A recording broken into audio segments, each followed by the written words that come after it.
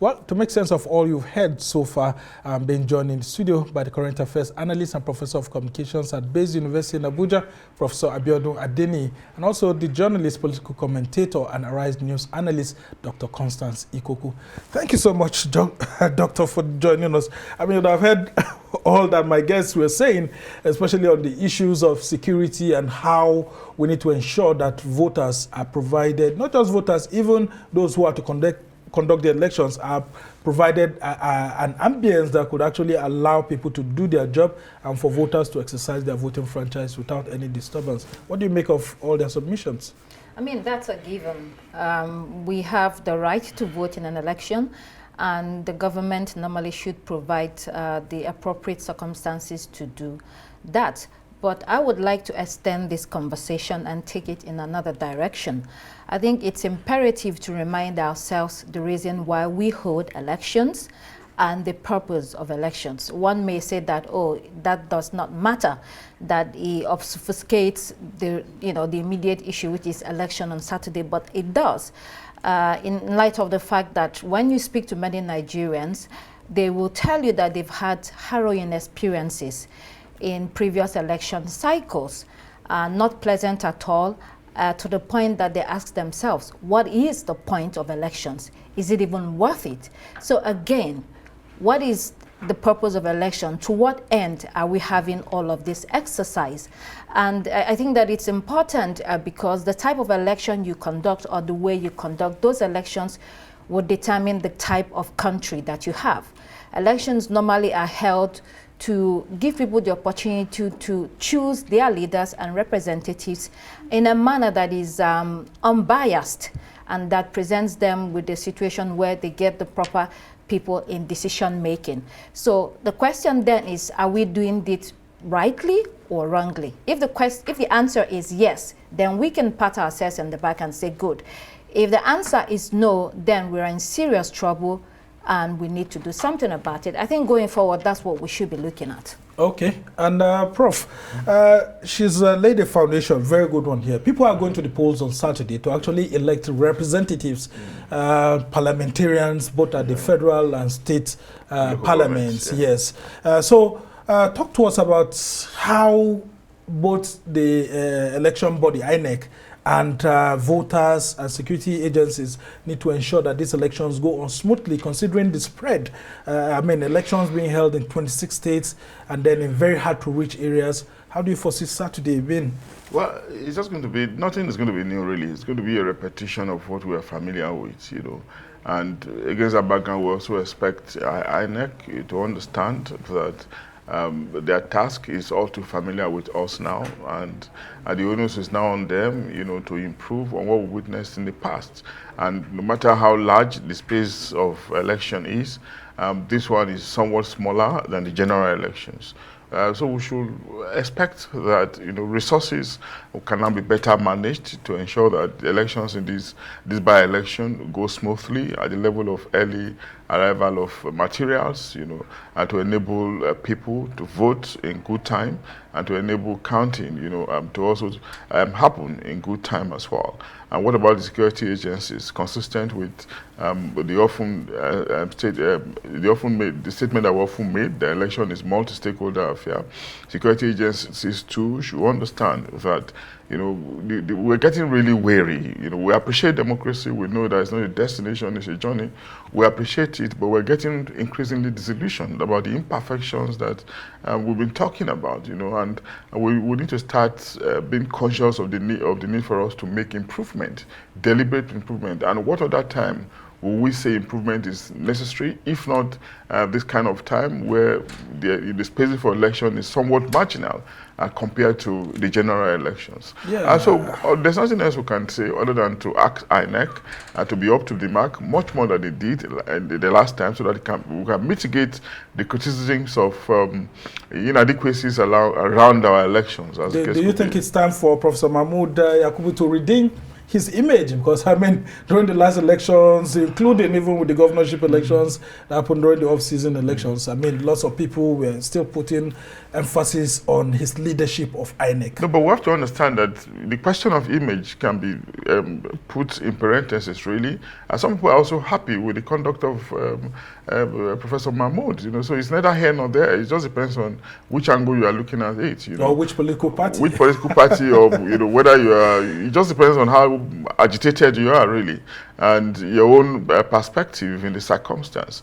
But as an agency head, the much you can do is to make sure that it delivers and probably reduce the level of criticisms. There are ways in which agency heads can perform, such that those who lose in the process can actually commend you that you didn't do badly this time. You know, right. The last time, you know, the protestations were deafening, and of course, it's also snowballed into a situation where aspersions were being cast, you know, on those who emerged from that process. You know, that's not what we want, you know, because the democratic process is one that requires credibility and integrity.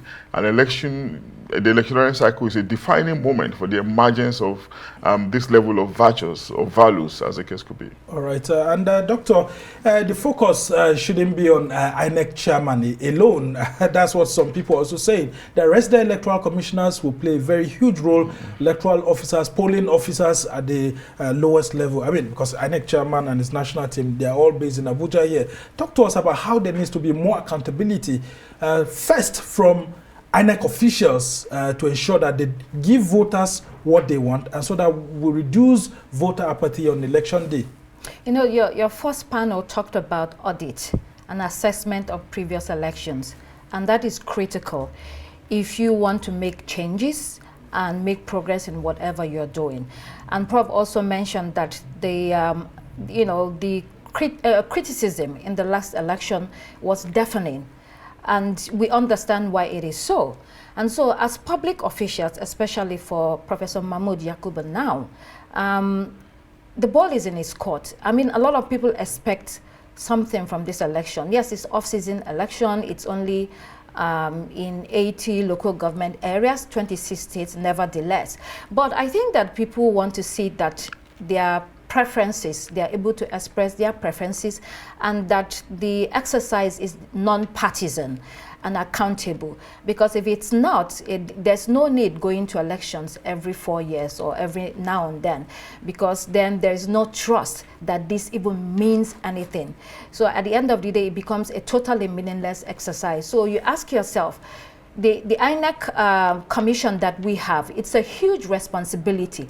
And that's INEC commission has to be taken into account. They have to audit themselves, they have to assess themselves. And if they do not do well, we need to have a framework and a system that eases them out. Well, it's not only the chairman, it's the resident electoral commission, commissioners like you mentioned, and every other person. They cannot have a job in perpetuity if they are not performing their jobs to the standard but they're actually tenured. To them, then they should be able to be shown the road out despite being tenured, road. Because I mean they're actually tenured. So there should be disciplinary measures. Okay. This is such an important exercise in the life of our country. The way you conduct the elections will determine the leaders that you have and the representatives. So we cannot be joking with this. All right. Tonight, Prof, I ask you this question, which many citizens are asking. Yeah. Is it worth going out there to vote for some of these politicians who get to Abuja and assign SUVs to themselves, sign huge fact checks and all of that, and pass through the roads and sometimes brush aside citizens and not giving so much attention to the welfare of citizens? And citizens are asking, is it worth going out there for me to go and vote for those kind of people? Yeah, but it will be worse if we don't vote. If citizens don't vote, it will be worse, because... How? If you don't vote, what do we expect? You will find result at the end of the day. There will still be results somehow. Result could still be manufactured. It is better that we continue at it, and hope that, we can bring about change at some point. I mentioned it earlier, that democracy, it's not a destination. It's a journey. And of course, it's a journey that we'll have to continue to keep at because there's no alternative, to democracy in this circumstance. There are also worrisome calls in circles, for what we ordinarily will have, for what we ordinarily cannot imagine, around us. We see this on the social media, very worrisome. And of course, the only thing we can do, the only thing left for us is just to stick to it, keep at it. Encourage our people, and I was expecting that INEC will have done a little more in terms of voter education. In terms of sensitization, and for people to come out so that there won't be a voter apathy. We saw good figures of those who registered, good figures of those who collected PVC, but I'm afraid we're going to see a lot less of those who actually come out to vote. This is something that by now we should be getting out of it. And of course, we know how disillusioned the citizens are, because of, crisis of living, because of cost of living crisis, very disturbing. If they do not come out, we cannot blame them. But of course, if they were encouraged, we will have been more assured that we're going to see something that is much more encouraging. But again, back to your question, I think we do not have any option. All we need to do is to continue to encourage ourselves. Realizing that I will have to bring you in here, Doctor, because people are asking this question because voters go out to the sun, sometimes even during rain, queue up and vote for some of these politicians, and once they just get elected, they just abandon the voters, their constituencies. It's pretty difficult for them to hold them to account. Let me quickly come in here, if you don't mind, right? These politicians you are talking about, are they from the sky? Do not forget, they emerge from among the voters too. There's a level in which we can class ourselves as citizens. There's a level to which we are not subscribing to any values, any kind of elevated, cultured behavior. And it is generic, it is general, it is not peculiar to anybody. Anybody can be a politician tomorrow. And of course, they are emerging from among the citizens. So we probably need to be talking to ourselves and not isolate any form of occupation or profession, as the case could be, because it is a wholesome thing, not just necessary for us focusing on the unit alone. All right, Dr. Ahmed, I want you to react to that. I am not sure if it's enough to just keep at it. If you are not doing the right thing and you know you're not doing the right thing, you're playing a game in the name of politics. Politics is not a game. It's the lives of people, and it affects the lives of people. So if we continue doing that and we say, just forget about it. No, it's not enough. It might be that at some point you have to uproot the system entirely, from the ground up. Let's look at what happened in Burkina Faso, Mali, and Niger. They've left ECOWAS now. Everything that has led to this is political decisions. It's what politicians have done. And so if you keep playing with the lives of people and you think that forever it will go on, I do not think so. So we have to be careful, very careful with what we're doing. How many politicians do we have in this country?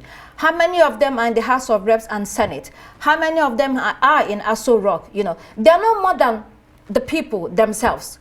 The people are the majority, not the politicians. So if they think that they will continue to take the people for a ride and this will be forever, I don't think so. So I think that we need to borrow ourselves sense at this time where the situation is still amenable. We can still sit down, talk, negotiate, turn it around and say, what, we are adults, we know the right thing to do, so let's take the right steps. And besides, you're taking it to a point where you can create or precipitate major crises in the country that you cannot handle. So let's be careful with all of this that's happening. All right, just before I let both of you go, do you foresee any issues of violence and how we can actually curtail this violence, maybe black spots within some of these areas where these elections will be holding? And what do you think that all stakeholders, both security agencies, INEC, and others should be doing? Yeah, they should just take their job seriously, be very, very professional, be very, very skillful, realizing that our elections are often prone to violence because the philosophy underpinning our election is still very primitive. It's still about the acquisition of material resources, making progress through the spoils of office. And people are very, very desperate to hold political offices. And because of that desperation, they can stop at nothing, trying to win. So, and against that background, security agencies know that if they do not intervene, allowing people to take laws into their hand to help themselves in circumstances, it might degenerate. So they should just be up to the mark. All right, and very quickly. Well, I think that same decent people will be looking to elect those that align with their values, that would give them a better life in the country. I hope that they're able to do so. All right, sir. Dr. Constance Ikokwu is an Arise analyst. And we want to thank you so much for joining us on the program. And of course, Professor Abiodun Adeniyi is also an Arise analyst and of the Baze University here in Abuja. Must thank you immensely. And of course, just before we go, one very critical issue that has been raised by all the guests here is that security agencies need to provide the conducive environment that's necessary for these rerun elections to hold in 26 states and, of course, 80 local government areas across the country. Well, that's how it's been for this edition of Arise Primetime. Do join us again tomorrow. From me and the entire team here in Abuja, goodbye and thank you for watching. I'm Somna Sambo.